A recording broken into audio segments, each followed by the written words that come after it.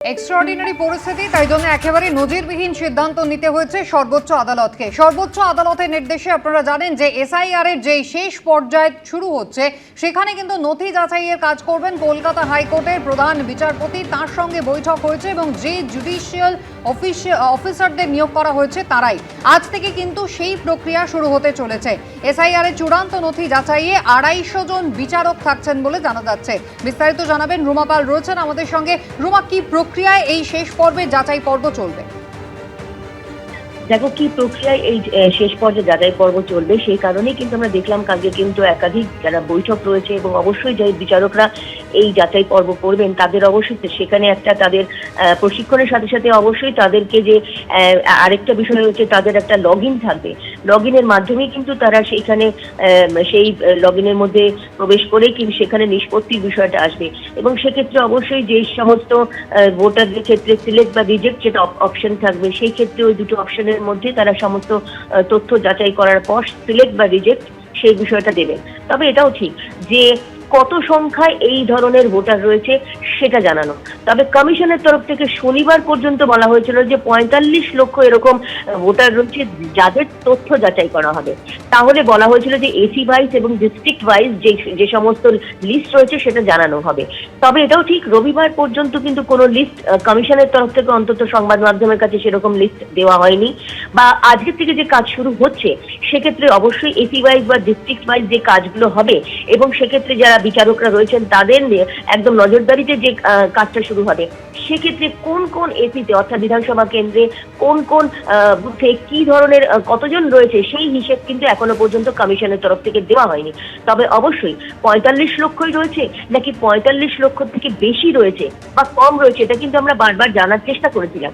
তবে যেহেতু বলা হচ্ছে যে লিস্ট এখনো আসেনি, লিস্ট যদি এখনো না এসে থাকে তাহলে আজ থেকে কাজ কিভাবে শুরু হবে এটাও কিন্তু সব থেকে বড় প্রশ্ন। এবং সব থেকে অবশ্যই আমরা এই লিস্ট কখন আসছে সেটার দিকে আমাদের নজর থাকবে। তবে এটা ঠিক যে যেহেতু 28শে ফেব্রুয়ারি চূড়ান্ত ভোটার তালিকা প্রকাশ পাবে এমনটা কিন্তু কমিশন জানিয়ে দিয়েছে এবং আজকের থেকে যেই পর্বটা শুরু হচ্ছে অর্থাৎ যে চূড়ান্ত যে নিষ্পত্তি এবং যাচাইয়ের কাজ বিচারকদের একদম নজরদারিতে শুরু হচ্ছে সেক্ষেত্রে কি হবে, তারা আজকের থেকে যখন শুরু করবে সেটা কি 28শে ফেব্রুয়ারি যে লিস্ট বেরোবে তার সঙ্গে সংযুক্ত হবে? এ ব্যাপারে কিন্তু কমিশন এখনো পর্যন্ত কিছু জানায়নি। কাজ শুরু হচ্ছে বলা হয়েছে, যদিও কাজ শুরু হওয়ার পর বোঝা যাবে যে এত সংখ্যায় যে ভোটারদের নথি যাচাইয়ের বিষয়টা রয়েছে সেটা কত দূর এগোচ্ছে। এবং সেক্ষেত্রে অবশ্যই কালকে আমরা দেখলাম একাধিক জায়গায় কিন্তু সেখানে প্রশিক্ষণ হয়েছে এবং পুরো একটা ধারণা যেখানে কিভাবে এই ধরনের কাজটা করা সম্ভব হবে সেটা কিন্তু অবশ্যই তাদেরকে দেওয়া হয়েছে। সেক্ষেত্রে আজকে থেকে কাজ শুরু হচ্ছে, কমিশন সেদিকে নজর রাখছে। তবে এটা ঠিক যে কত সংখ্যায় হচ্ছে এটা কিন্তু এখনো পর্যন্ত শনিবারে যে প্রাপ্ত যে আমাদের যে তালিকা যে 45 লক্ষের মতো লোক ভোটারদের তথ্য যাচাই হবে এমনটাই কিন্তু জানিয়েছে কমিশন। তবে একদম ফাইনাল কত হচ্ছে সেই লিস্ট কিন্তু এখনো দেয়নি। রুমা, আমি তোমার কাছে আবারও আসবো। কিভাবে হবে চূড়ান্ত প্রক্রিয়া তা কিন্তু ইতিমধ্যেই নির্ধারণ হচ্ছে। আপনারা জানেন শনিবার যেমন প্রথমে বৈঠক হয়েছে এবং তারপরে গতকালও কিন্তু দফায় দফায় বৈঠক হয়েছে, এমনকি ভার্চুয়াল ট্রেনিং পর্যন্ত হয়েছে। সুব্রত গুপ্ত, স্পেশাল রোল অবজারভার, তিনি কিন্তু জানিয়ে দিয়েছেন যে জেলা জজ তাদেরকে দায়িত্ব দেওয়া হয়েছে এবং যে পোর্টালের মাধ্যমে তারা কাজ করবেন গতকালের মধ্যে কিন্তু তাও তৈরি। ওনারা ওয়ার্কআউট করছেন যে কতজন জুডিশিয়াল অফিসার ওনারা স্পেয়ার করতে পারবেন। এটা বলতে পারবো না আমি, এটা আমার কাছে ছিল না, আমি তো এখানে মিটিং করছিলাম। এখানে যে মিটিংটা হলো কালকে কি ওনারা কাজ শুরু করতে পারবে না? হ্যাঁ, কাজ করতে পারবেন, শুরু করতে পারবেন। হ্যাঁ, পোর্টাল তৈরি হচ্ছে। এত ডিটেলস এখানে আমি জানি না। আমি এখানে ওনাদের পোর্টাল রেডি হয়ে যাবে, ওনারা কালকে থেকে কাজ শুরু করে দিতে পারবেন। ওনাদের জন্য যে প্রশিক্ষণের ব্যবস্থা সেটা কালকে সকালে করা হবে। ওনারা বলছেন দিতে পারবেন। আবারও কথা বলবো, আমাদের প্রতিনিধি রুমা পাল রয়েছেন আমাদের সঙ্গে। রুমা, তুমি যেমনটা জানালে যে এখনো পর্যন্ত শনিবার পর্যন্ত পাওয়া তথ্য অনুযায়ী জানা যাচ্ছে যে 45 লক্ষ ভোটার তাদের এই নথিপত্র যাচাইয়ের কাজ এদের করতে হবে। সেক্ষেত্রে কতজন বিচারক তারা এই কাজ করবেন, তাদের সহায়তা করার জন্য কাদের কিভাবে ঠিক নিয়োগ করলো নির্বাচন কমিশন? দেখো, জানি না কি কমিশনের তরফ থেকে বলা হয়েছিল প্রতি বিধানসভা কেন্দ্র অনুযায়ী কিন্তু তাদের যাতে এই অফিসার এই জুডিশিয়াল অফিসার নিয়োগ করা হয় এবং সেক্ষেত্রে কিন্তু যা এখনো পর্যন্ত খবর হাইকোর্টের তরফ থেকে 250 জন এরকম জুডিশিয়াল অফিসার রয়েছে যারা এই কাজ করবেন। তবে এটাও ঠিক যে যেহেতু ৪৫ লক্ষ যদি হয়ে থাকে এই সংখ্যা, সেক্ষেত্রে কিন্তু এই সংখ্যাটা কিন্তু খুব যথেষ্টই বেশি রয়েছে। সেক্ষেত্রে কতদিন এই কাজ চলবে এবং এই কাজ শুরু হওয়ার পর একদম কিভাবে এই ২৮শে ফেব্রুয়ারি যে লিস্ট হবে তার সাথে সংযুক্ত হবে সেই নিয়ে কিন্তু কোনো সম্যক ধারণা সেটা কিন্তু কমিশনের তরফ থেকে এখনো পর্যন্ত দেওয়া হয়নি। এবং এটা ঠিক যে প্রত্যেকজন জুডিশিয়াল অফিসার যারা কাজ করবেন তাদের জন্য যে একটা লগ ইন আইডি থাকবে, সেখানে প্রত্যেককে ওটিপি দিয়ে সেখানে লগ ইন করতে হবে।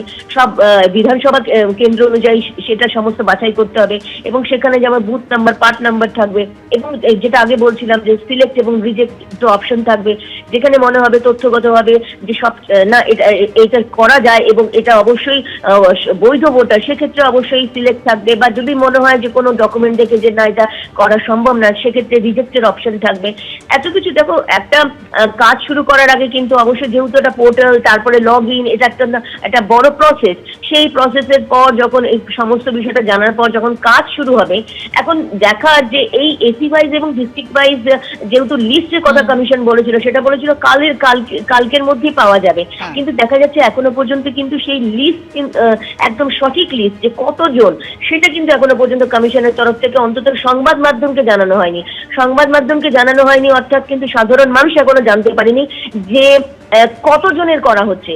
শনিবারের যে হিসেব অনুযায়ী মাত্র ৪৫ লক্ষ বলা হয়েছিল, কিন্তু জানি রাখি এর আগে কিন্তু বলেছিল নির্বাচন কমিশন যে প্রায় ৫০ লক্ষ এরকম যে ভোটার রয়েছে যাদের কিন্তু ইআরওদের কাছে এখনো ভাগ্য নির্ধারণ করা বাকি রয়েছে। এরকম কিন্তু বেশ কিছু হিসেব কমিশনের তরফ থেকে এসেছিল।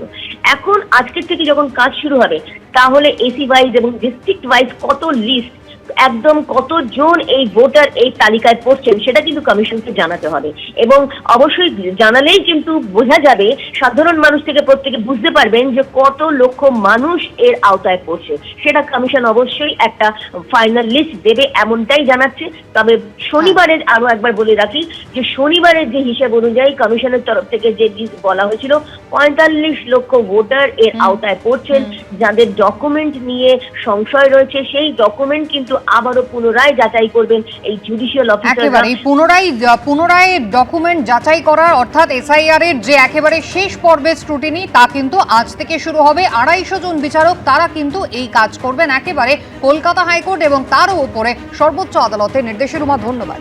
এবিপি আনন্দ এগিয়ে থাকে, এগিয়ে রাখে।